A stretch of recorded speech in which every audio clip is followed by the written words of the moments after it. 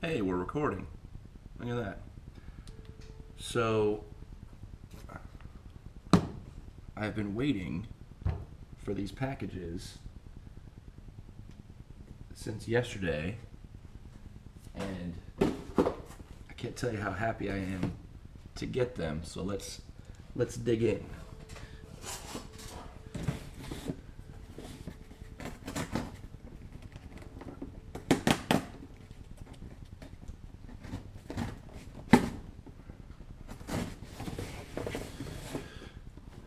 I should have had one of these lenses 2 weeks ago, but there was a mess up, probably on my end.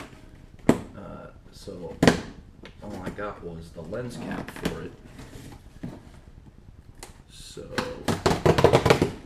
reordered them. I reordered that one and this one. So let's talk about this one first. 10 to 18 EFS. So won't be able to use it on my 5D, obviously.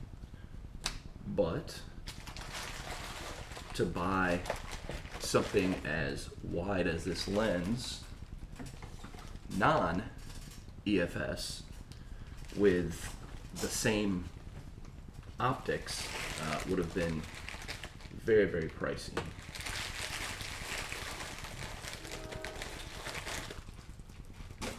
So I opted to go this route. As I've said before, Canon, that feels pretty weighty for something made of plastic. Canon has been making some really, really good EFS only lenses. I say EFS only, I just need to say EFS, I guess.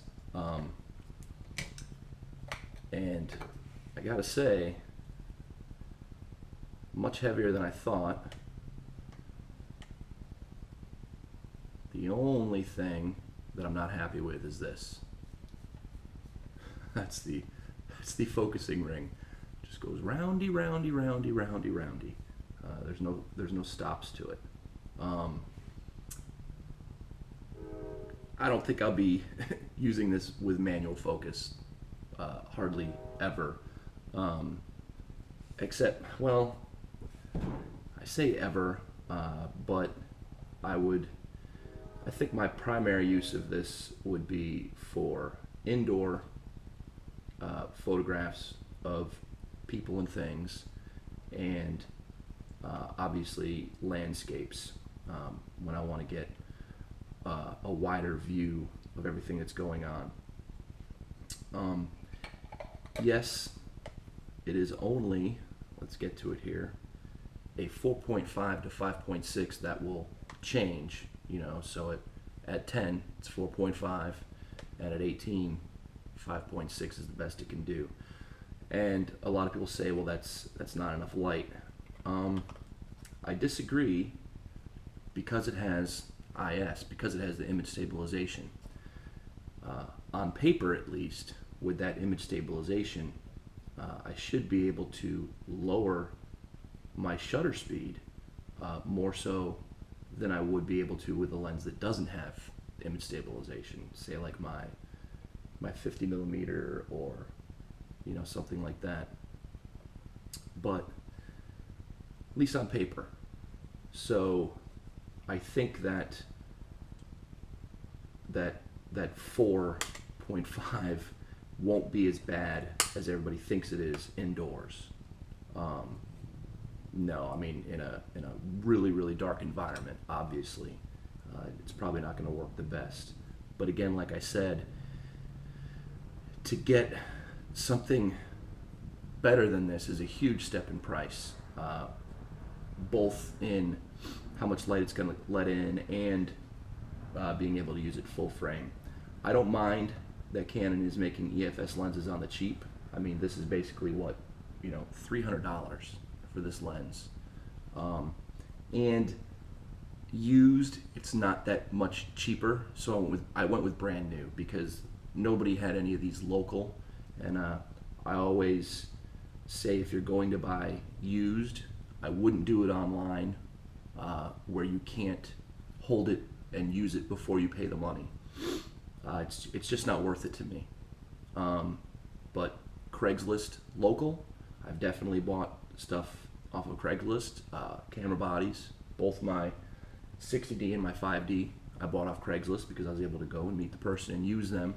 So definitely worth the price. I mean, I got my 5D for $500, and I got my 60D for not much more than that. And they're both in perfect working condition. So this is the one. I have no idea why it's in such a big box. That's crazy. This is the one I'm truly looking forward to, because I need to be honest with myself.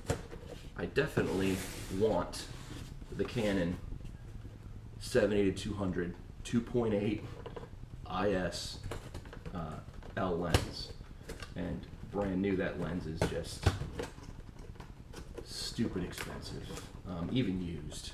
And used, it's really hard to find one that hasn't been beaten up. So I've contemplated getting the non-IS version, and I've contemplated getting the one that only goes down to f4 or goes up to f4. And basically, I want all three lenses. Let's be honest, due to the weight difference. You know, if I was rich, I would have all three, but I'm not rich. So, because I can't afford any of those, because really I'm looking for one of those used on Craigslist. I went through about a 2-week period trying to find one of those lenses used on eBay and Amazon, and it just wasn't worth it to me. You know, people would say, well, there's a scratch on the lens, but it doesn't affect the photos.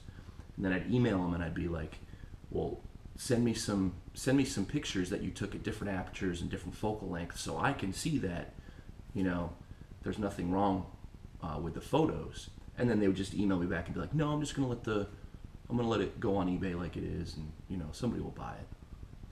It's just not worth the money to me, even if I'm gonna get it super cheap. If I get it super cheap and there's something wrong with it, this is insane. I guess they really want to protect this lens.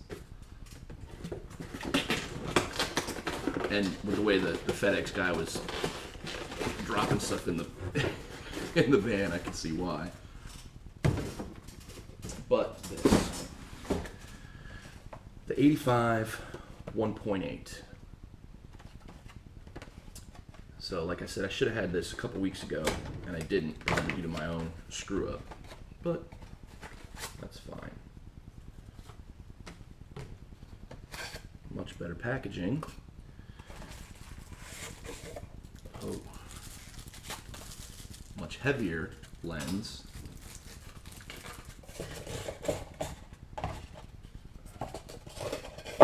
Much heavier.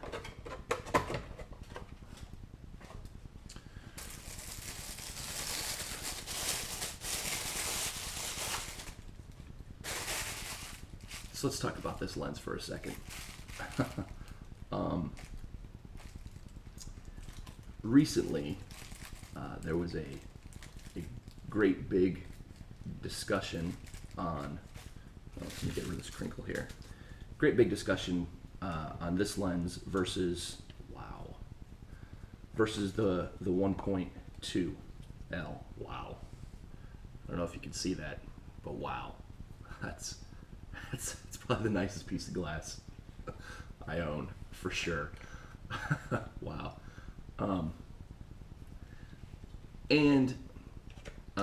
I have been researching 85mm lenses for a while, and I do want to stay to Canon, so I can't speak to Tamron or Sigma or anything like that. But all the reviews of this 1.8 versus the 1.2L had me confused. They had me confused because everybody and their grandmother's like, the 1.2 is holy shit, amazing, right? But then when they would put it up against this lens, the 1.8, every reviewer, whether it was in video form on YouTube or whether it was an article on the web, they all said that below 1.8, and some people even said at 1.8, the 1.2L lens was softer than this one. And the pictures definitely showed that. To my eye, you could totally tell the 1.2 was definitely softer. Now the background blur looked a tiny bit better, but you had to really dig, really look at those photos to even see that, in my opinion. But then they all said that even though it's softer than the 1.8, below 1.8, it's still usable. And I guess that's the price you pay when it comes to that much glass in something like that. To me, this is a $400, I think $419 lens, 1.8. And it's sharper at 1.8 than the 1.2L lens is. It's not up until you get up to about 2.8 where that L lens really shines.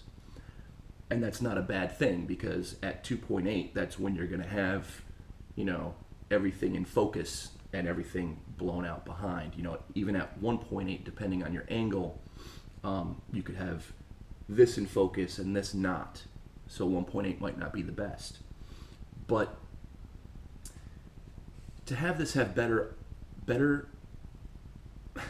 sharpness at 1.8 and about the same, close to the same at 2.8, I couldn't see spending the money, because I'm not rich, on the L lens. Let's be honest, you know, price was the deciding factor. I mean, if I was rich, obviously I'd have the L.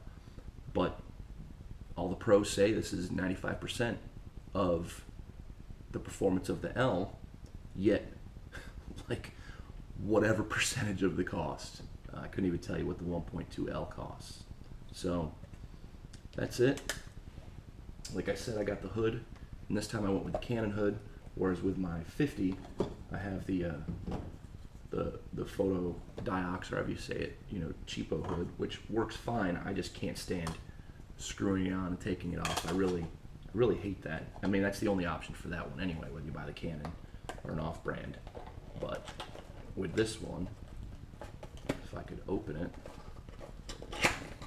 it does have, you know, the snap system. Wow, I just cannot open this. And this one does have, it's like felt on the inside, whereas the off-brand doesn't. So this should just snap right on and off. Let's see if I can figure that out. Oh, look at that.